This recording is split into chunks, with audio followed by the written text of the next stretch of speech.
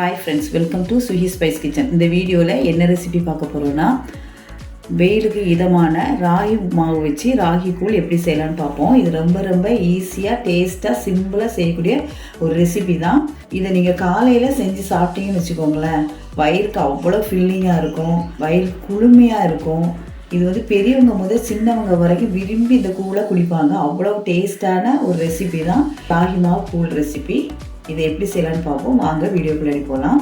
இப்போ 1 டம்ளர் ராகி மாவு எடுத்துருக்கிறேன். இதை ஒரு பவுலுக்கு மாற்றிட்டு 1 டம்ளர் தண்ணி விட்டு நல்லா கரைச்சிக்கிடலாம். கட்டிப்படாமல் நம்ம கரைச்சிக்கிடணும்.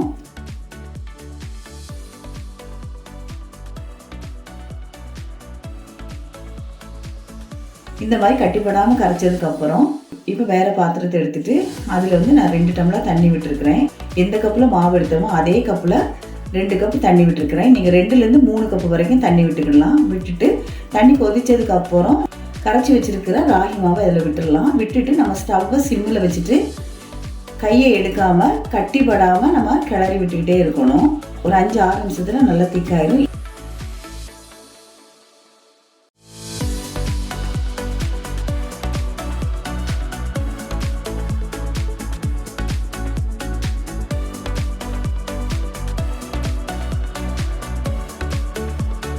இந்த மாதிரி திக்கானதுக்கப்புறம் நம்ம ஸ்டவ் ஆஃப் பண்ணிவிட்டு நம்ம ஆற வச்சிடலாம்.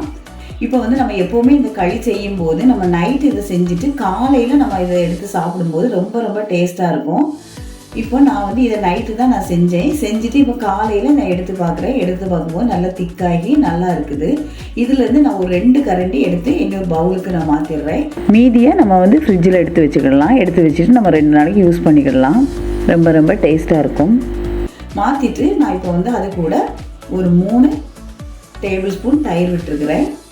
தயிரை விட்டுட்டு நம்ம நல்லா மிக்ஸ் பண்ணிடலாம். நீங்கள் மாவு காய்க்கும் போதே நீங்கள் உப்பு தேவைப்படுனா உப்பு போட்டுக்கோங்க. நான் உப்பு போடலை. நான் இந்த டைமில் தான் நான் உப்பு போடுவேன். இப்போ 3 டேபிள் ஸ்பூன் தயிர் விட்டுருக்குறேன். தயிர் விட்டுட்டு அதுக்கு தேவையான அளவு உப்பு போட்டுக்கோங்க. உப்பு போட்டுட்டு நம்ம நல்லா கரைச்சி விட்டுக்கலாம்.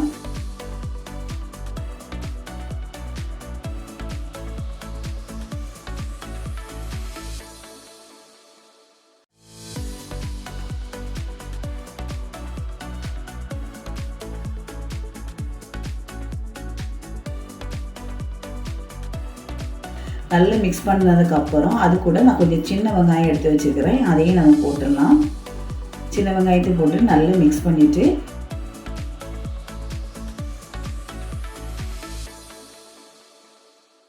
நான் ஒரு 3 மோர் மிளகா எடுத்து வச்சுக்கிறேன். இந்த மோர் மிளகாவையும் பொடிச்சு இதில் போட்டுக்கலாம். இது வந்து ஆப்ஷன் தான்.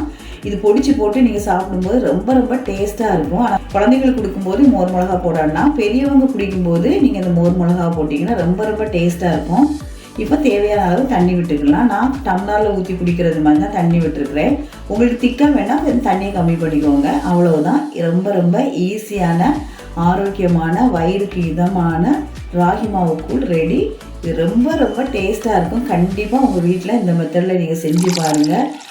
ரொம்ப ரொம்ப டேஸ்ட்டான ராகி கூழ் ரெடி. இது கூட மோர் மிளகா, மாங்காய், பச்சை மிளகாலாம் வச்சு சாப்பிடும்போது செம்ம டேஸ்ட்டாக இருக்கும். இது உங்கள் வீட்டில் கண்டிப்பாக நீங்கள் ட்ரை பண்ணி பாருங்கள். இந்த வீடியோ உங்களுக்கு பிடிச்சிருந்ததுன்னா லைக் பண்ணுங்கள், ஷேர் பண்ணுங்கள், கமெண்ட் பண்ணுங்கள், சப்ஸ்கிரைப் பண்ணுங்கள். தேங்க்யூ.